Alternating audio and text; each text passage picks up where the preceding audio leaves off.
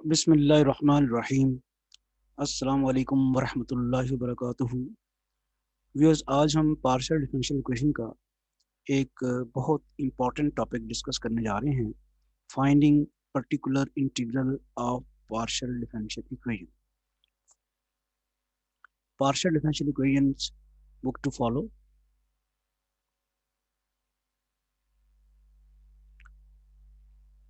Question है जी, find the particular integral of the following partial differential equation z double x minus three z x y plus two z double y is equal to e raise पर three x minus four Y.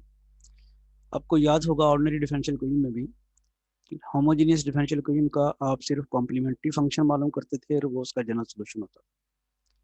लेकिन non homogeneous differential equation के फिर दो solutions आपको find करने पड़ते थे, complementary functions और पर्टिकुलर इंटीग्रल।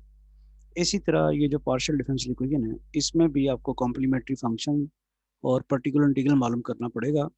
लेकिन चूंकि इस क्वेश्चन में हम सिर्फ पर्टिकुलर इंटीग्रल डिस्कस करने जा रहे हैं, तो हम इस क्वेश्चन के लिए सिर्फ इसका पर्टिकुलर इंटीग्रल मालूम करने का मेथड डिस्कस करते हैं।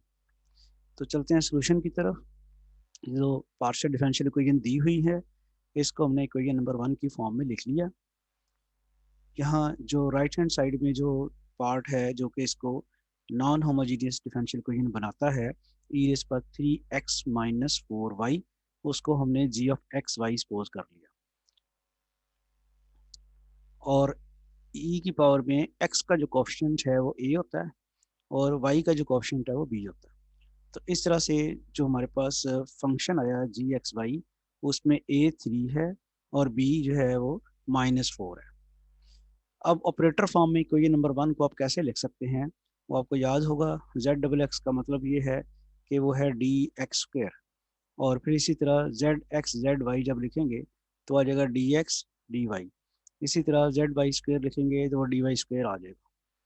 और आपके पास z जो है वो आप कॉमन आ जाएगा, ऑपरेटर जो है वो एज इट इज़ ब्रैकेट में लिख लेंगे आप और z कॉमन ले लेंगे।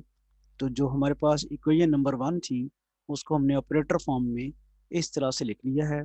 और इसकी फर्दर सिंप्लीफिकेशन ऐसे की जा सकती है कि इसको हम लिखें f of d x d y z is equal to e raise पर three x minus four y. यानी ये जो मेरे पास एक्सप्रेशन है, जो ऑपरेटर का फंक्शन बनता है, ये वाला इतना जो है, ये ऑपरेटर वाला, इसको हमने फंक्शन ऑफ एफ, इसको हमने एफ फंक्शन के तौर पे लिख लिया है।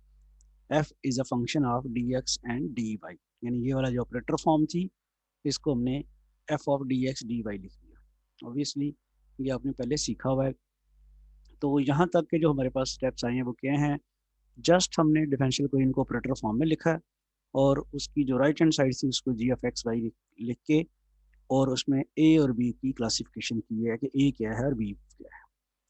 नेक्स्ट स्टेप हमारा ये होता है कि हम f of d x d y जो है हमारे पास, उसमें डी एक्स की जगह ए और डी वाई की जगह बी पुट करते हैं। तो जैसे हमारा ऑपरेटर ये है, f of d x d y किसके बराबर है, d x square minus three d x d y plus two d y square. यहाँ हम डी एक्स की जगह ए पुट करते हैं और डी वाई की जगह बी पुट करते हैं। तो वो हमने जब पुट किया तो आ गया three square minus three into three into minus four plus two into minus four square. ये आपके पास बन जाता है nine plus thirty six plus thirty two is equal to seventy seven, जो कि नॉन जीरो है।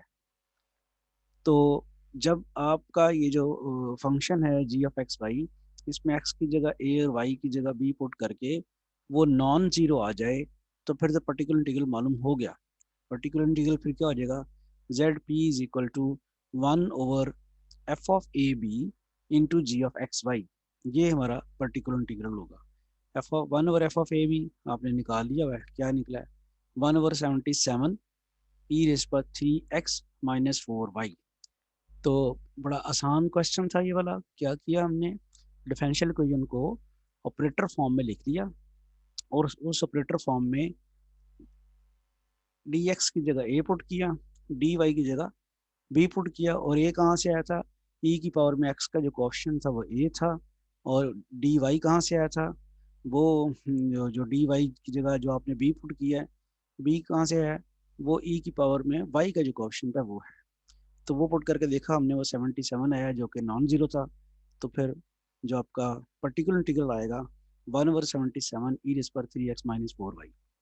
अब ये एक क्वेश्चन करवाने का सिर्फ मकसद तो यही था कि आपको मेथड आ जाए, क्वेश्चन तो सिर्फ क्वेश्चन नहीं कराना। अब आप देखते हैं कि अगर आपके पास ये चीज़ चेंज हो जाती है, कुछ और हो रहा है आ जाता है, तो आपने वही काम करना है कि ज़ाहिर बात है और आएगा तो आपका ए और बी चेंज हो जाएँगे।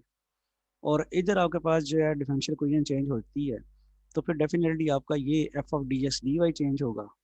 तो उसके अकॉर्डिंगली आप पुट कर देंगे, इसमें कौन सा इश्यू है कि जो आपका current d x d y आएगा, उसमें डी एक्स की जगह आप ए पुट कर दें, डी वाई की जगह बी पुट कर दें, और अगर वो नॉन ज़ीरो आता है, तो फिर तो उसका रेसिप्रोकल मल्टीप्लाई करा देंगे आप किसके साथ? जी एफ एक्स वाई के साथ। तो वो आपके पास पर्टिकुलर इंटीग्रल आ जाएगा। और अगर वो ज़ीरो आ जाए, तो उसके लिए फिर केस कुछ और है, वो भी हम इंशाल्लाह नेक्स्ट लेक्चर में डिस्कस करेंगे कि अगर आपका f of d x d y जो है उसमें एक्स की जगह ए और वाई की जगह ज़ीरो पुट कर, एफ एक्स की जगह ए, डी एक्स की जगह ए और डी वाई की जगह बी पुट करके अगर वो ज़ीरो आ जाए, then what we have to do. Okay, यहाँ तक तो ये मेथड तो आपको समझ आ गया होगा। और मैं ये बार बार आपको कह रहा हूँ कि सिर्फ क्वेश्चन आपने याद नहीं करना, इसमें क्वेश्चन अगर चेंज हो जाता है, ये वाला चेंज होता है, डिफरेंशियल इक्वेशन जो है ये चेंज होती है, तो उसके अकॉर्डिंगली आप चलेंगे। यानी ये चेंज होने का मतलब है कि आपका ए और बी चेंज हो जाएंगे, वो कुछ और आ जाएंगे। और ये डिफरेंशियल इक्वेशन चेंज होने का मतलब ये है कि f of d x d y जो हैं, f of d x d y कुछ और आ जाएगा। तो इससे क्या फ़र्क पड़ेगा, आप जो अभी आएगा उसमें डी एक्स की जगह ए और डी वाई की जगह बी पुट करके रिजल्ट लेके आएंगे। और अगर ये नॉन ज़ीरो हुआ इस किस्म का रिजल्ट, अब तो 77 आया, उसमें हो किसी और क्वेश्चन में कुछ और आएगा। तो नॉन ज़ीरो आ गया तो सिर्फ जो याद रखनी बात है सिर्फ इतनी है कि फिर उसका रेसिप्रोकल आपने जी एफ एक्स वाई से मल्टीप्लाई करना। तो होपफुली आपको क्लियर हो गया होगा इंशाल्लाह। नेक्स्ट लेक्चर में आपको ज़रा फर्दर इसकी डिस्कशन हम करके दिखाएंगे।